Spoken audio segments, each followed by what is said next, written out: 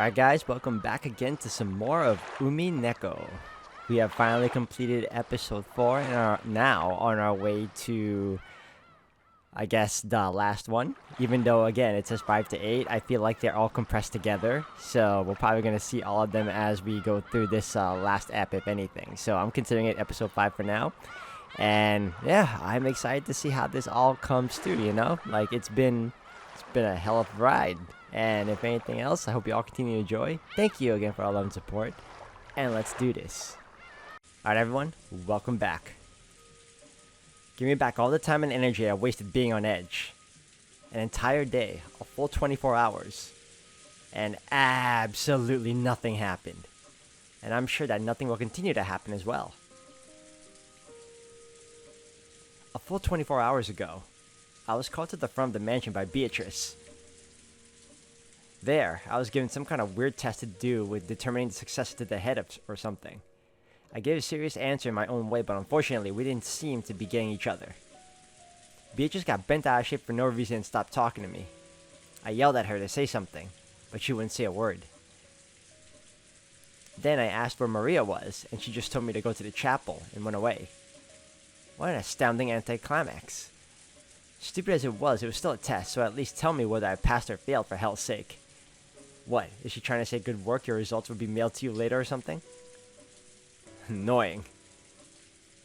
In any case, I then headed to the chapel. Both Georgianiki and Jessica had been killed after failing their test. I couldn't let Maria be killed too. Besides, I thought this could be a chance to catch whoever it was while they were in the process of trying to kill Maria. When I was young, Jessica often told me that I'd get in trouble if I went near the chapel.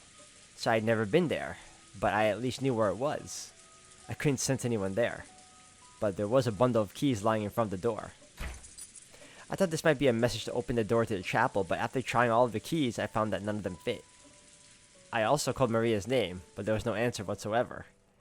I searched around the chapel, but there was a limit to what I could do in the pitch black with just a flashlight.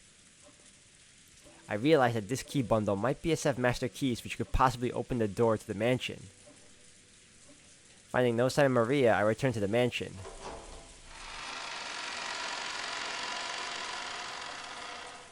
The mansion was wrapped in silence, and in a horrible stench. Still, it's pretty amazing how good humans are at adapting. Technically, that smell was still pervading the entire mansion, but I had grown completely used to it and stopped minding it by this point. It didn't feel like anything more than an old house where someone had burnt some meat. The stench knocked me back on first entering, but I ignored it and decided to head to the dining hall, where I found all those corpses that were in such a sorry state that Goda-san and Kumasawa-san had hesitated to speak of them in any detail. Okay. Can I check anything here? Okay, does that mean I can check their character deaths now? Let's see. No, wait, wrong button.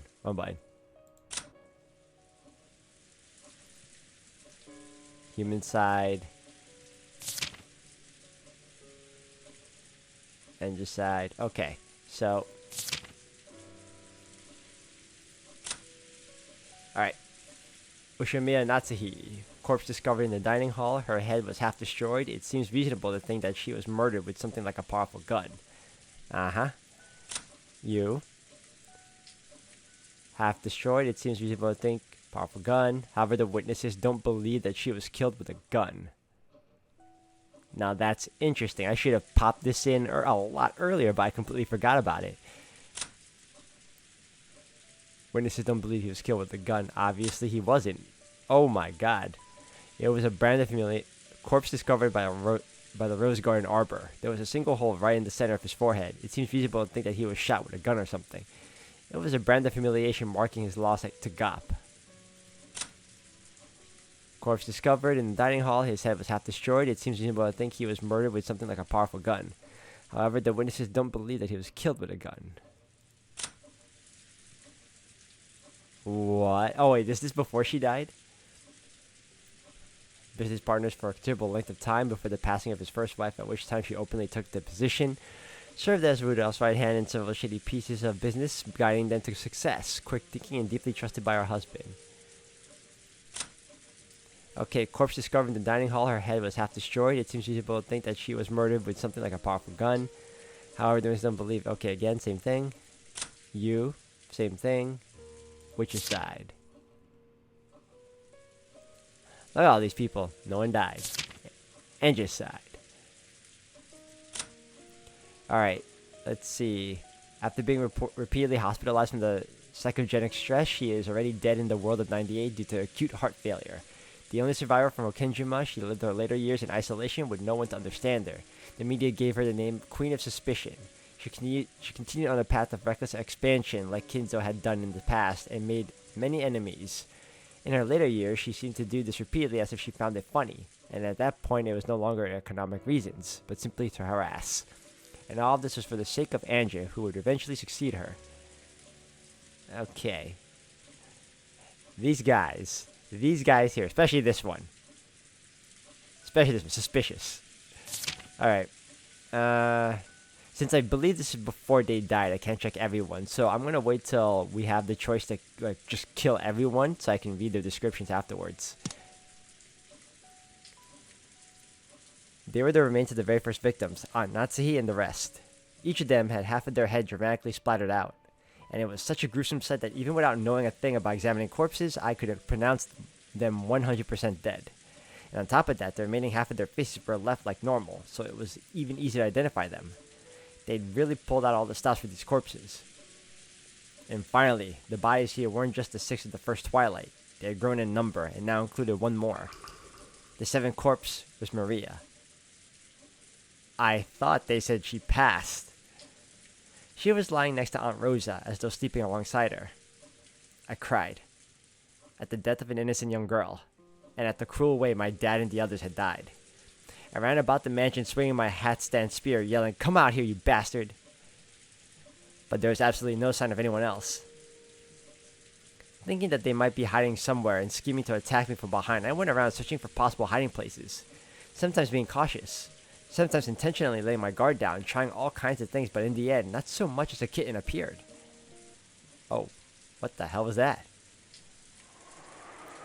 Then morning came. My tension and fatigue mixed together with my drowsiness made for the worst kind of dawn.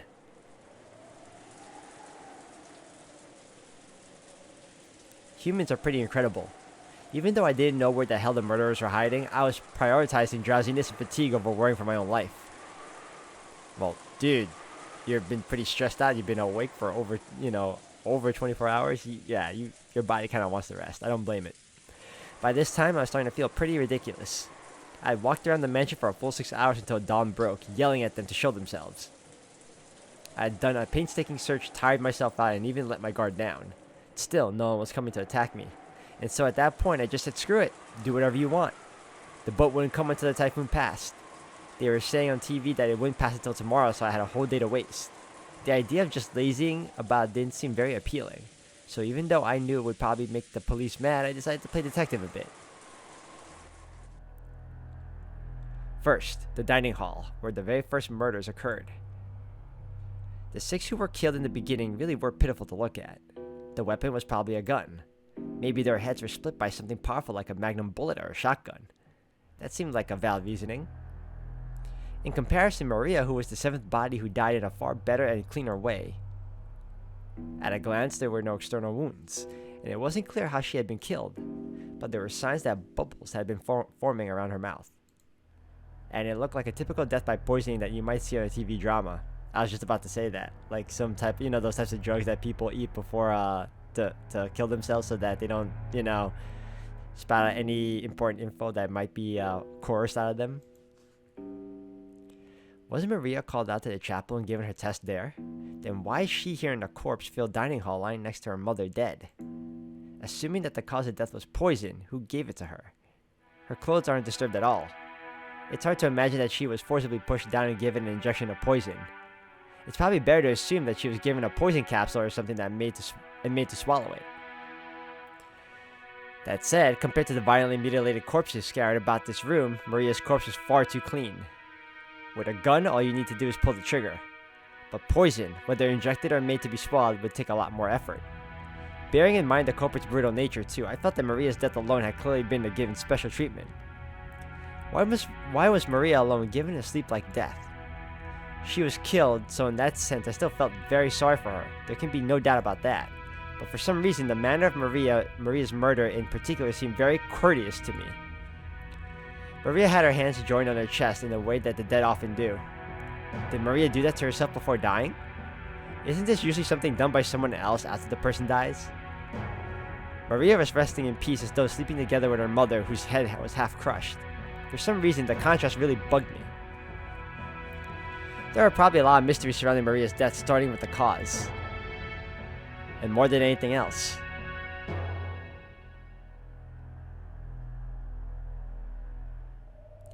The biggest mystery of this dining hall was the pitfalls. The pitfalls that both Uncle Krause's group and Goda-san's had mentioned. After the 6 had been killed, 5 more had fallen through pitfalls and been captured. What are pitfalls? Those things that suddenly open and you fall through them, right? The trapdoors, trap floors. The floor was firmly laid with a majestic, if a bit worn out carpet. It was clearly a single piece. If pitfalls are meant to open up in it, there would have to be a seam in that one place. And anyway, if there was some trick like a pitfall, wouldn't it creak when you walked on it? No matter how much I walked over or ran my hands over the carpet, I just couldn't imagine that a pitfall was hidden there. A reinforced floor that's detachable? In the first place, it would be one thing if a single person had fallen, but it was a full 5 people. From what I could piece together from all of their stories, each one of them had fallen from a different location. So at the very least, there had to be 5 separate places concealing pitfalls. So what does this mean? Was this room actually made with pitfalls across the entire floor? So that with a single button press, you could open up a pitfall in the location of your choice, some kind of contraption like that? That kind of ridiculous mechanism would be surprising even in a ninja mansion. But even so, if Dad and the rest heard about this, maybe they'd say, I wouldn't put it past Grandfather. You bet he'd do this. He'd make this. In any event, I didn't learn anything more than that from the dining hall. Do the pitfalls not exist? Or do they exist but I just can't find them? Amateur that I am. I can't say for sure, since they claim that the pitfalls were there. I can't ignore the pitfalls even if I can't find them. I'm of the opinion that, like most traps, it reset itself and it's now back to where it was, and because Battler doesn't know the exact location of them, he's never going to find out about it unless he decides to rip out all the carpets to see what the floors look like, to even get a hint of whether or not there are traps there in the first place. You could also assume that the family's lying too, but why would they? I mean, yes, there are many reasons for that, but for that one particular trap, for that one particular oddity?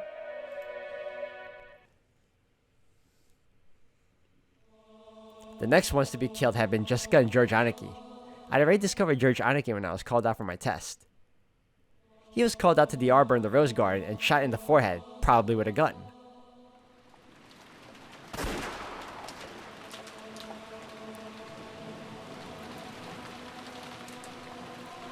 As for Jessica, she was called to her own room on the 2nd floor of the mansion.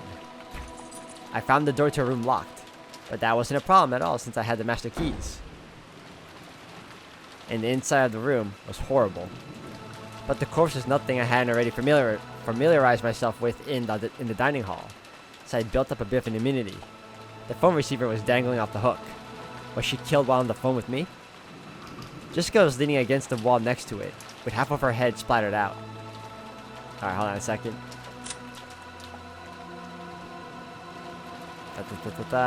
Boom. Okay, corpse discovered in her own room on the 2nd floor of the mansion. Her head was half destroyed. It seems reasonable to think that she was murdered with something like a powerful gun. Destroyed herself with her own strike with George's counter-attacking type barrier. Jessica was leaning against the wall right next to it with half of her head splattered out. As far as I could tell by looking at the scene, it looked as though she had been killed while on the phone. In that case, had the culprit been there before our eyes?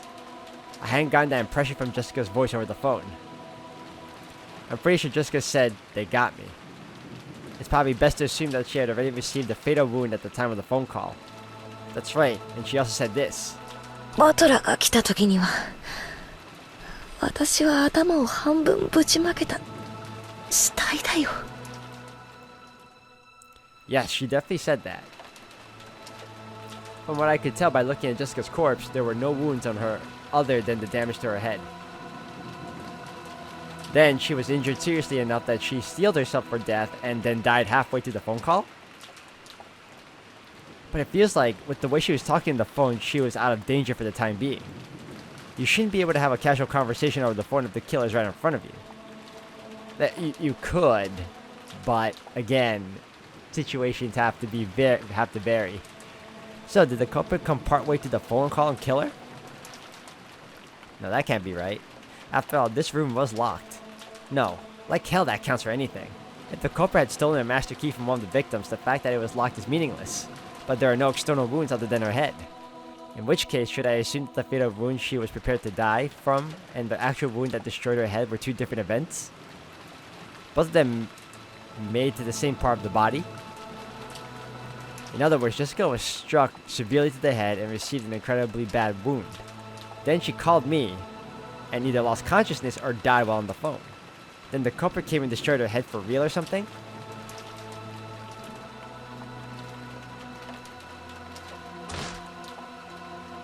After being called to this room, Jessica was attacked by the culprit and seriously injured.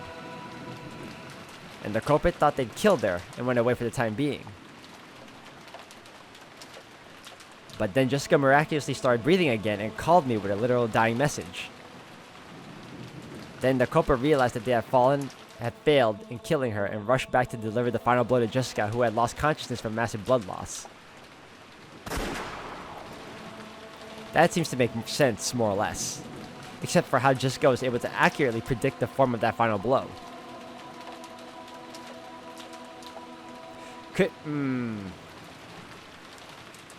If Kirie was the last to die, and we're thinking of this from a more realistic perspective, then wouldn't Kirie be the one to have managed to lay the final blow to Jessica? But then, oh my god, I'm really trying to think this through. I'm like, but what would be the point? How then? Was she the one that killed Kraus? And God, can you imagine? And there was one more thing that bugged me about the phone call from Jessica. Jessica said this. 正真兄さんもダメだった。ありゃ、即死だ。 She said it almost as though she had witnessed George Anarchy being killed.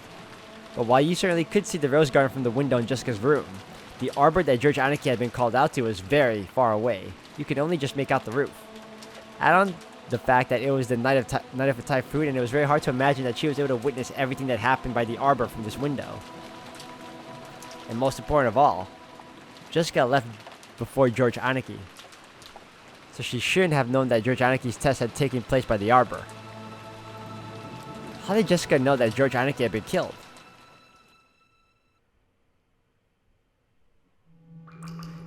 Then, in the course of my search of the entire mansion, I found Kirie-san's corpse as well. Alright, now we can check her body, I believe. I was thinking she could be the one that, where is she? Where are you hiding, Kirie? Boom. Okay. Corpse discovered in a guest room inside the mansion. There was a single hole right in the center of her forehead. It seems reasonable to think that she was shot with a gun or something. A demon stake was rammed into her forehead, but it was difficult to imagine that this was the cause of death. I didn't miss on purpose to torment her.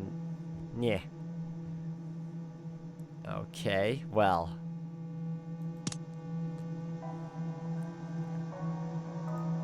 She was in an old guest room tucked away on the first floor.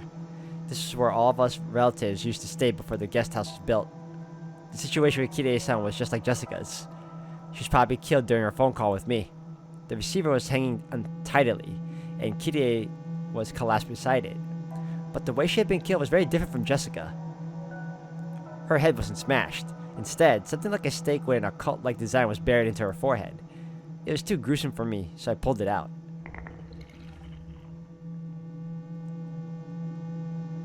It was only after pulling it that I realized that this might get me into trouble with the police later. Yep.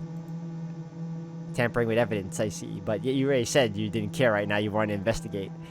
So even though it was probably a little late now, I laid it by Kirie-san's side. Its tip was sharp and stained with enough blood that it must have penetrated fully to the brain. I didn't know what kind of metal it was made of, but it was about as heavy as paperweight. Certainly if you were stabbed all out with something like this, it might cause a terrible wound. Yeah, I don't think it's Kirei. I feel like her character doesn't really stand for that anyway, but she was one of the few left alive prior, if I remember correctly, prior to Jessica and George's death. Yeah, I know this. It's the method of killing from the fourth Twilight onwards in the Witch's Epitaph. That gouge with the stake and kill thing, probably. However, the human skull is very hard. Even with all one's strength, could you pierce through it this sharply? No. The way I reason it, this stake wasn't the cause of death. It was just used to damage the corpse after death. I was already thinking that. That's true. She was probably killed by being shot with a gun or something like George Aniki. And the stake was stuck into the hole left by the gun. Thinking about it that way, everything works out. But was Kirei-san really killed with a gun? She had said this on the phone as well. Kirei-san was under attack even though she was holed up inside a locked room. And this room actually was locked. And she had said something about a gold thread-like thing flying in through the keyhole and attacking her. And in fact, there were 4 places around Kirei-san's corpse with holes that could have been caused by some kind of attack. But still, a golden thread attacked her through the keyhole. I looked at the doorway from Kirei-san's perspective.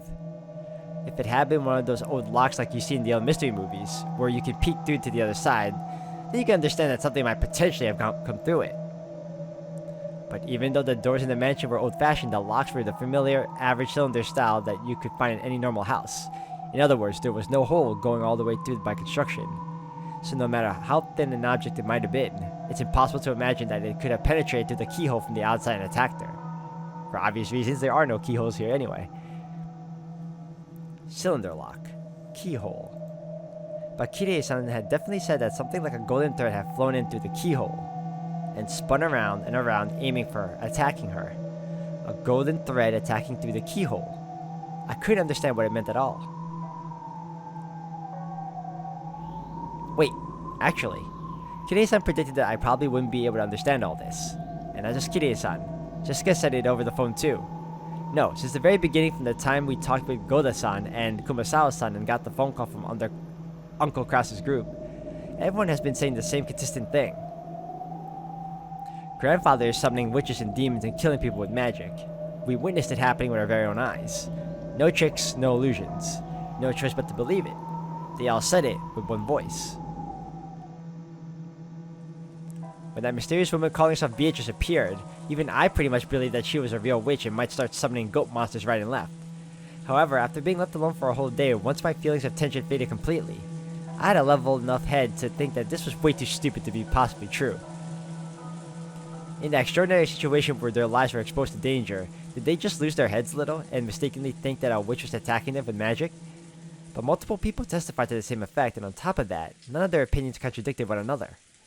If it had been a single person's statement, I'd be able to suspect that they just didn't see what they thought they saw. But doing that now is pretty difficult. See, that is true, unless they're all in on it. That's another thought. Then right next to the back door, I found Uncle Krause with his head half destroyed. And it's your turn now, Uncle Krause. Look at that, 99 hours clocked in, guys. God. Alright, corpse discovered in the vicinity of the mansion's back entrance. His head was half destroyed. It seems reasonable to think that he was murdered with something like a powerful gun. The demon stake was rammed into the destroyed portions of his head. None can escape the Shiester's golden arrows. Even though he escaped the dungeon of Cordorian, and somehow made it out of the secret underground passage and all the way here, he was killed. Buried into the gruesome cross-section of his half-destroyed head was a stake with an occult design just like the one that was driven into Kirei-san's forehead. And in this situation, it was very hard to imagine that this stake was the murder weapon. He was killed with a powerful gun like the 6 in the dining hall, and after death, he was stuck with a stake like Kirei-san. I wonder if the golden threads that Kirei-san spoke of attacked Uncle Krause too. Does there exist some kind of tool, like an endoscope, which is very thin but can be moved about at will? And that can also attack people? No way. I've never even heard of anything like that. But even so, if I voiced that suspicion to one of my relatives, perhaps they would say I wouldn't put it past grandfather to make one. Since I can't refute the existence of a golden thread X that can be moved at will and attack people, my only options are either to accept this completely incomprehensible weapon, or else to accept that these murders were committed with magic. Or the third secret option, we continue on with the investigation and see what else happened, or what else there are that could have possibly killed them, because we already know he's not going to believe that it's magic. It has to be something else. To find the next corpse, I had to go out to the back door and search around outside a bit.